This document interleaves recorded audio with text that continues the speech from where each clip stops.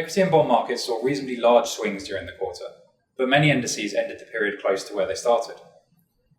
April and May broadly saw equities continuing to rise in value while bonds fell, but the second half of June brought a sharp rise in volatility and a reversal of these trends. Against this backdrop, most of the Harmony funds performed well in April and May, extending what had already been a strong start to the year, but then posted declines in June. The overall result was a reasonably wide range of returns across the various funds over the quarter, with several of the funds posting declines.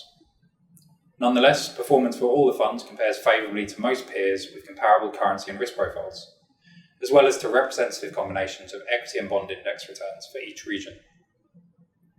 The Asian Balanced and Asian Growth portfolios performed best, gaining 0.7% and 0.9% respectively, while the US dollar portfolios posted small gains. The Europe Diversified Fund fell 0.9%, but the Australian dollar and sterling portfolios experienced greater falls of around 2 to 3% in local currency terms. Despite being a difficult period for some of the funds, they all remain in positive territory year to date, net of all fees. Most have delivered low single-digit returns in their base currencies, except the Australian dollar and euro portfolios, which have delivered larger gains of 4.9% and 9.8% respectively.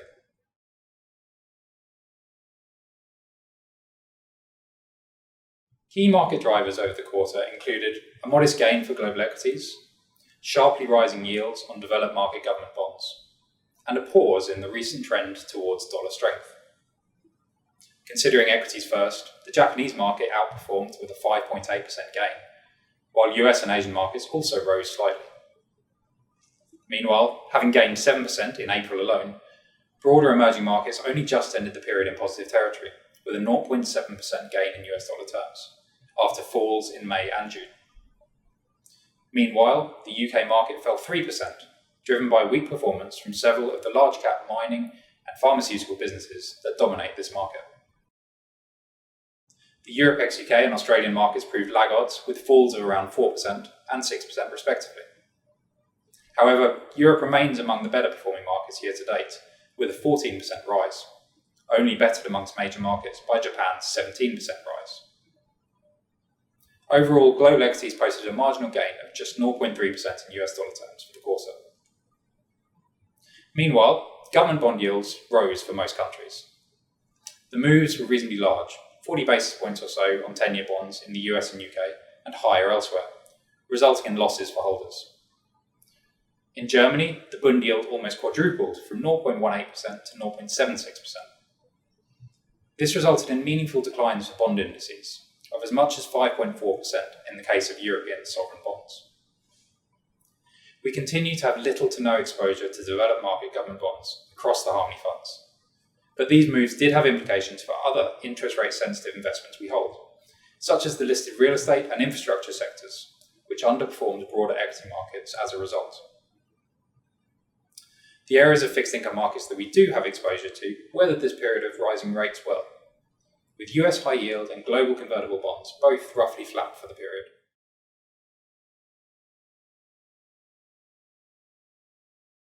Both our asset allocation and manager selection decisions contributed meaningfully to performance of all the funds during the second quarter of 2015. Across most of the funds, key factors driving the contribution from asset allocation included our overweight towards equities, high yield, and convertible bonds. Of particular benefit were our Asia convertible bond holdings, represented across all of the funds.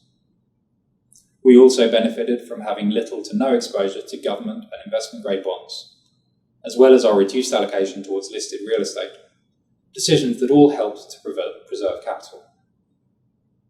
Our positioning within our equity holdings also contributed to performance, for example being overweight Japan and emerging markets.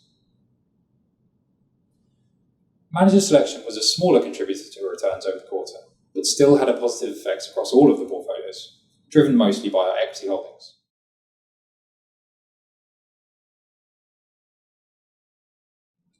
We were reasonably active during the quarter, implementing various small changes to both asset allocation and manager selection across the funds. There were two main asset allocation changes. Firstly, towards the end of April, we reduced our emerging market equity and Asia convertible bond holdings, following very strong returns of almost 10% in US dollar terms in just a month. Valuations in these areas still look attractive, so they remain well represented in the portfolios, but we felt it was prudent to marginally reduce the risk contribution from these areas in favour of slightly higher cash levels. Then, towards the end of the quarter, we sold our holdings in Polar Japan equity across most of the funds, following gains of around 30% over the last year, representing significant outperformance versus the flat US dollar return from global equities over the same period. We maintained the same overall equity allocation, though, by adding to the Crux European Special Situations Fund, run by a manager that we have invested with for many years in the European Harmony Fund.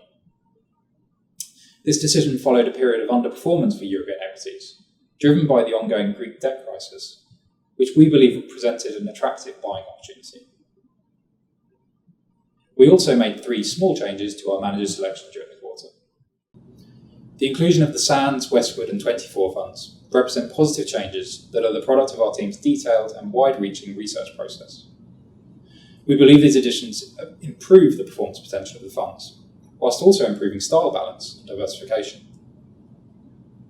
Despite these small changes, the overall positioning of the funds remains similar. We hold meaningful allocations to a diverse range of high-quality equity strategies across various regions and sectors, balanced with listed real estate and infrastructure holdings, as well as fixed income holdings across credit, convertible, and emerging market bonds.